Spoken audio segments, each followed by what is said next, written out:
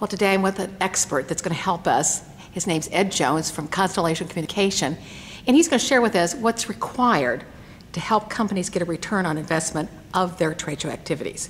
So Ed, please take it away and share with us your knowledge. Thanks, Joyce, and I'll be happy to. I've spent 22 years boiling this down, and of course our business is to help companies understand if they're making any money by doing events. And what I figured out is that you have to plan an event in order to have a return on investment, to produce a return on investment. So a lot of clients that we work with in trying to figure out if their events pay off, we end up finding out that they didn't have objectives in place to begin with that produce a payback. So what I've done over the course of time is boil this down into two major objectives that we're all accomplishing at events, and underneath that a subset of objectives that provide a very good structure for considering what we should be doing at each event that might deliver payback for the company. So let's start with the first chart, which is the two overall arching goals that we accomplish at events. Number one is business development. And business development is exactly what it says. How do we improve the business? And improving the business normally means impacting the profit equation, either increasing the revenue or decreasing the expense. And both of those are important in return on investment. All we can do is control in the profit equation two variables, revenue and cost. And reducing cost has a one-to-one payback, a dollar-for-dollar return on the profitability of the business. So let's take a look at what's in business development. The first thing, and actually I moved it to the top because I think it's underemphasized, is that we can accomplish customer relationship management at events. It's not uncommon for you to go to a large event and see your largest customers who represent the majority of the billing to your company. It's the old 80-20 rule. You've got 20% of your customers probably provide 80% of your revenue. And during an economic downturn, it's extremely important to put your arm around those customers and make sure that you protect them from some competitor who's also having a hard time coming back and trying to undercut you on price or do something to steal that business. So protecting the business that you have is the first order of priority for virtually any event, I would say, for the coming 18 months. And then, of course, your existing base is the most profitable base in terms of contribution of profit to your company because they already know how to do business with you, they're in your systems, you don't have high customer service needs and that sort of thing. And finally, the most important thing is they're the easiest to sell. So if we're looking for things to sell right now in an economic downturn, our existing customers are a much easier sell than going out and finding brand new customers who've never done business with us, and if we got, who would be somewhat unprofitable to serve. So if you're wondering why companies cut sales and marketing budgets during an economic downturn, one is they focus on the existing business, make sure they keep it, and try to grow the existing business because it's less expensive and more profitable. So there's a little side discussion, Joyce, that we didn't expect. So the next thing then is prospects. How can we get new revenue from new people? And at a trade show, and most trade shows seem to be categorized in terms of how many leads do we collect. That's all about finding prospects and people that we can add into the marketing equation for our company, add to the marketing database, and contact them and try to follow up and actually accomplish the sale of new business. And that's good, that's a good objective. But it's two things, customer relationship management and prospect revenue development. Now, this is where it begins to get interesting. A huge impact on the profitability of the business is our ability to control the cost of doing business, and that's by meeting with suppliers, people who are possibly integrating our product with their services and selling to the market, people who are in our process, whatever it may be, for creating the things that we offer to the marketplace. For every dollar that we can save in the cost of supply or in logistics or availability or in process, we impact the profitability of the business by $1. It's dollar for dollar. Every dollar of cost reduction is $1 of business improvement. So meeting with suppliers, process partners, channels, people who integrate our stuff in with their stuff, as I mentioned, all of that is extremely valuable and is an equally good use of time as meeting with customers and prospects.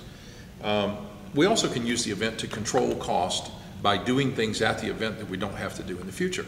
So if my CEO can meet with 50 customers in 3 days at an event, and you figure the typical CEO trip costs maybe $20,000 in terms of cost, let's say half of those 50 meetings would have to occur. That's 25 meetings at $20,000 a meeting, if my math serves me right, is $500,000 worth of cost avoidance for your company by having your CEO meet with 50 customers in 2 days at an event. So there are 10,000 ways to save money at an event, and making cost savings one of your objectives is a business development opportunity. And then finally, we have to influence the environment in which we do business. So regulators, alliances, people who are influencing the industry in terms of thought, standards committees, technology standards organizations, the people that we have to influence in order to change things in the industry or make decisions that are in our favor and improve our business environment. So that's the green block, business development. And then the red block, the other big thing we accomplish at shows, and it's okay to say even if we only are there to do this, is marketing communications. And that's our ability to influence and develop our brand, to influence and develop market positioning, product positioning, to introduce new products and launches, to communicate specifics about programs, and also to accomplish our community relations objectives. For example, a green program, or like one of my clients has a program called Math Moves You, or one laptop per child. So events are an excellent opportunity to accomplish those. And then the constituencies you're looking for at events in terms of marketing communications also include your ability to impact the press, to try to get residual press from the event where you're mentioned or featured in an article or a mention, to influence the analysts who are there, who are the technical professionals at defining who's ahead, who's behind, who's leading, who's following, who's likely to be successful, who's likely to fail in the industry from a positioning, a company and product positioning perspective. And then finally, as I mentioned, even with the community relations, there are a number of PR objectives that we can use the events as platforms to accomplish. So if you think of this broad picture as a way of looking at what should we be getting done in an event, this will lead you on the path to delivering return on investment through revenue development, revenue retention, and cost savings, and the advertising equivalent value of all this promotion that we're discussing.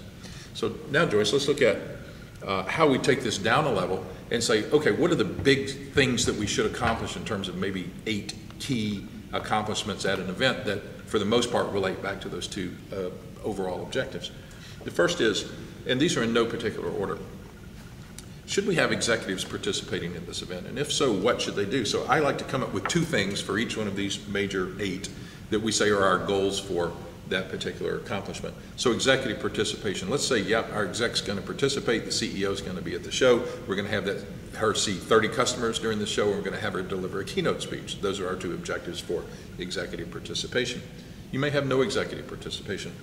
The next one is, can we use this event as an opportunity for thought leadership?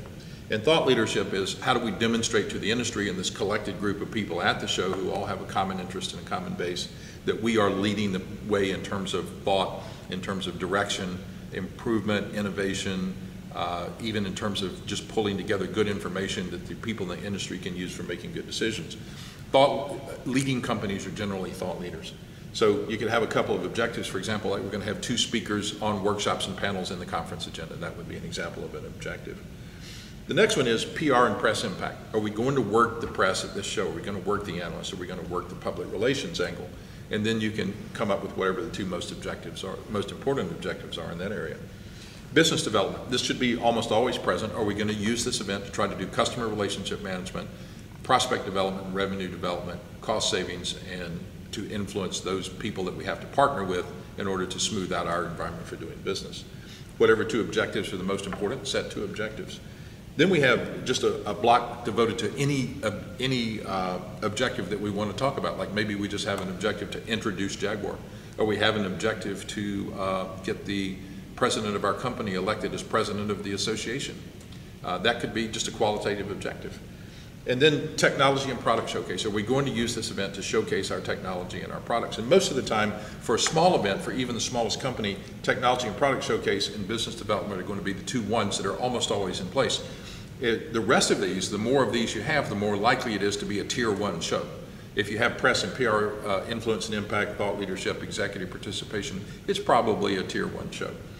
The next one is cost savings. We've already talked about that in detail. How do we use the event to save the company money?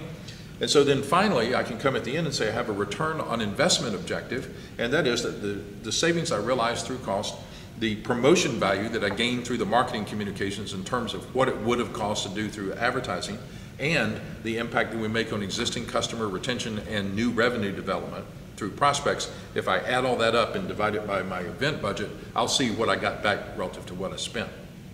Now I know you're thinking, that it's hard to track sales and estimate what that's worth. But it's not hard to estimate or track your cost savings, and it's really not that hard to come up with an advertising cost equivalent for the impressions and the impact that you made through marketing communications.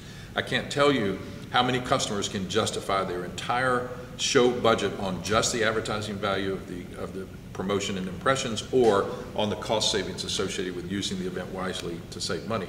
So if you can't estimate the sales value, or estimate what I like to say is the sales opportunity, and let sales worry about the eventual sale, and that's another lecture, then just look at the cost savings and the ad value, and you'll be surprised you can almost always justify more than 50 cents on the dollar just through those two elements alone. Great. So if you think about what I've said, two major objectives: business development, marketing communications, some good ways of looking at how to roll those into specific plan elements for your event, then you have a very nice structure here for delivering a return on investment as an outcome. So does that answer your question, Joyce? It does, and I want to thank you so much, Ed. I'm happy to do it.